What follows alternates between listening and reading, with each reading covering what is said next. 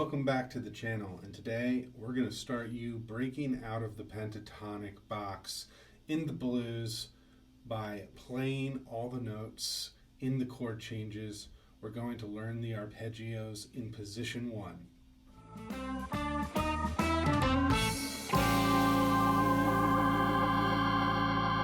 Alright, so if you're here, you know that you want to play the blues.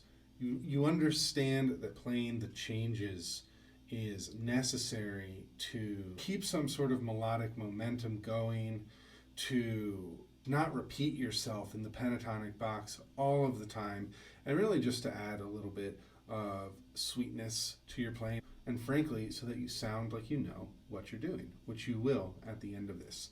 So here's what's going to happen. This is going to be the first video in a series of videos. We're going to learn the arpeggio shapes for dominant 7th chords in the blues, up and down the fretboard. So by the time you watch all of these videos, when they're done being filmed, you're going to have a much stronger command of the fretboard, as well as being able to play a lot more melodically and interestingly inside of a 3-chord blues. So what do we mean when we're talking about a dominant 7th chord? We're talking about a chord that contains the notes, the root. So for the purposes of these videos, will be in the key of A. So the root, which is A, the 3rd, which is a C sharp, the 5th, which is an E, and the 7th, which is a G. The root, major 3rd, perfect 5th, flat 7 stack is a dominant 7th chord. And all the chords in the blues are constructed this way, right? In a D, we've got the root D, we've got the 3rd F sharp, we've got the 5th A, and we've got the 7th C, and we've got the 5 chord E. Root is E, 3rd is a G sharp, 5th is a B, and the 7th is a D. So why is this a better way of playing than just using the minor pentatonic over all the chords, which we know sounds pretty good? Well, let me lay it out this way. The minor pentatonic only has 5 notes, right? You've got your root, you've got your flat 3rd, you've got your perfect 4th, you've got your perfect 5th, you've got your flat 7. Simply by playing the 4 tones in the 3 different dominant 7 chords that exist in a 3-chord blues, you're getting 8 tones instead of 5. You get the root, of course, you get a major 2nd, you get a flat 3rd, you get a major 3rd, you get a perfect 4th, you get a perfect 5th, you get a major 6th, you get a flat 7, you get a major 7, and you get the root again, of course. So simply by acknowledging the tones that are in the underlying chords, you're increasing the number of colors that are on your palette as an improviser by 60%. I mean, what artist wouldn't want that? All right, so first things first, here's what we're going to do. Today we're sticking to position 1. We're going to learn our arpeggios right here over this first position, very close to where you're going to be playing your A minor pentatonic stuff.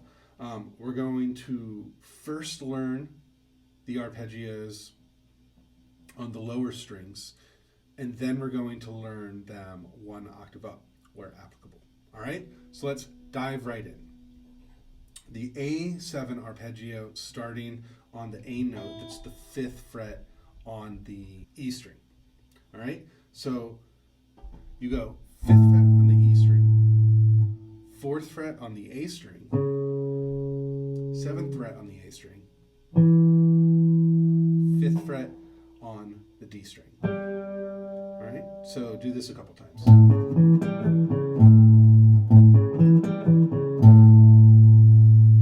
Hopefully these graphics up on the screen are helping you out as well.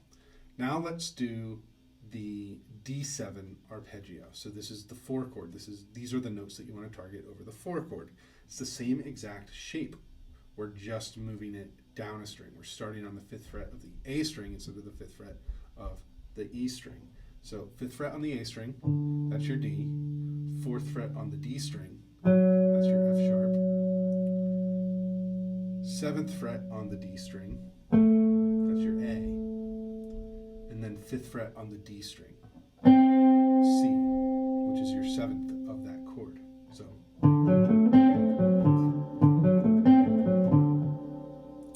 now, in order to play the E7, you could just move that shape up 2 frets. But that's actually, it's getting a little higher up the neck into the next position, and so we'll touch on that in the next video. You should learn this shape for the E, which is grab with your pinky the 7th fret on the A string, which is your root note E, then the ring finger on the 6th fret of the D string, and then grab this 4th fret on the G string. And then you grab the 7th fret on the G string as well. And so your E7 chord is. Alright, so now we've got A7, D7, E7. Let's play around with those over a backing track really quickly. Now this is how you should practice. Just play these arpeggios over a backing track as the changes are going by. Don't worry about playing anything super interesting. This is practice. This is about getting used to these shapes so that you can call upon them when necessary in the moment. My recommendation is find a backing track that's like 10 minutes long and just run these shapes over that backing track 10 minutes a day. It's all you need, and you'll have it committed to memory in no time.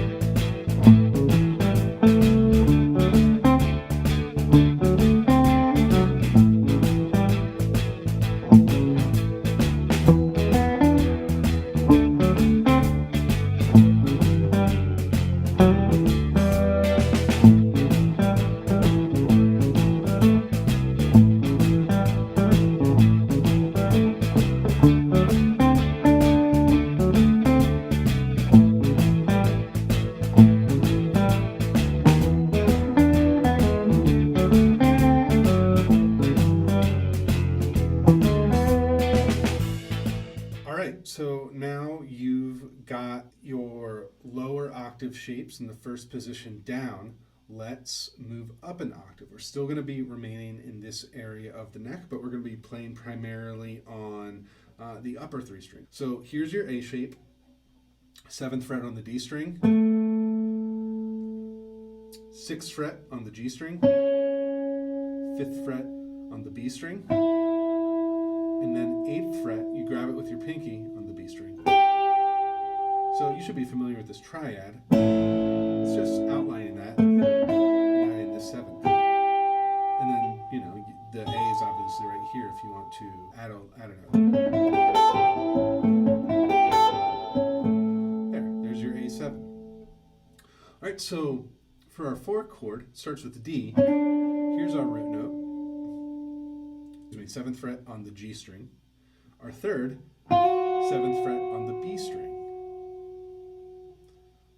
Our 5th is the 5th fret on the E string. And then we can hit the 7th on the 8th fret of the E string. And you can also grab this E right here. I've been trying to focus on starting with the root, but that's absolutely in the chord tones as well. So you could do, and if you're feeling adventurous, you add that 7th right here.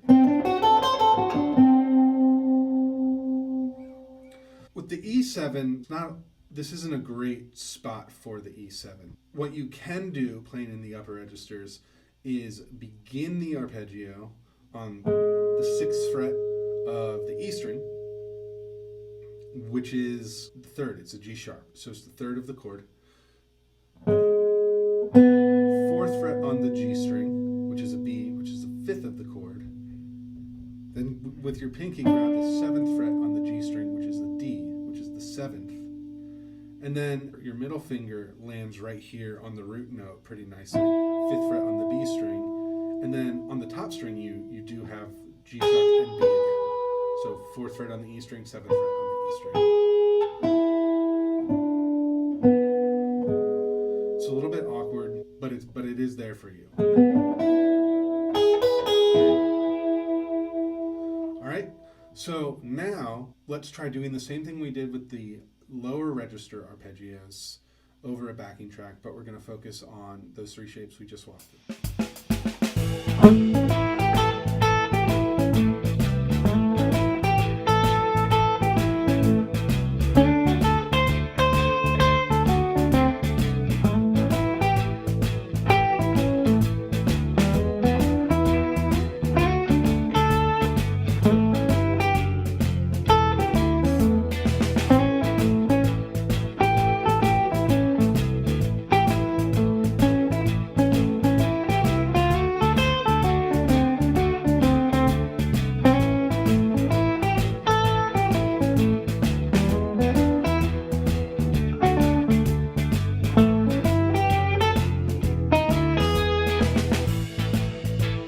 So I want you to do the same thing. 10 minutes on the lower register arpeggios, and then 10 minutes again in octave up. You do that every day, you're going to have this stuff down pat in a week, I'm telling you. None of this stuff has been particularly exciting. I know that the playing over these backing tracks hasn't been inspiring. That's not the point.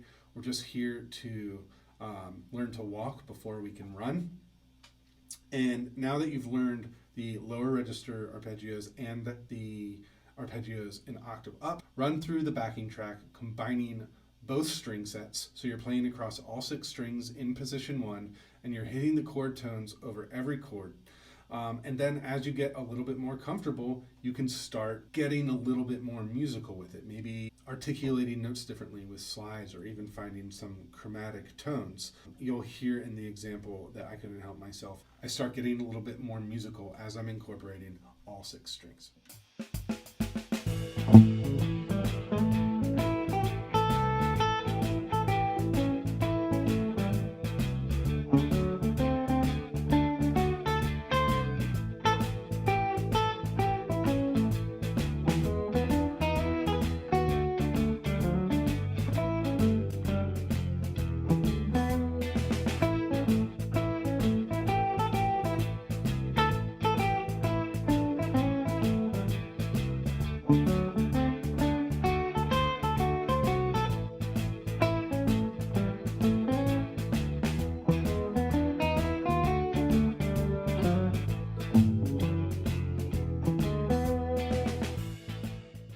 All right, great. I hope this was helpful for you guys. If it was, I'd really appreciate it if you gave the video a like or you rang that bell and gave me a follow. There's going to be more videos coming out as we move our way up the neck. At least 5 videos, just learning the arpeggios in every position. We're going to get you to master that fretboard. We're going to break you out of the pentatonic box, and you're going to be playing a whole lot more melodically over blues in no time.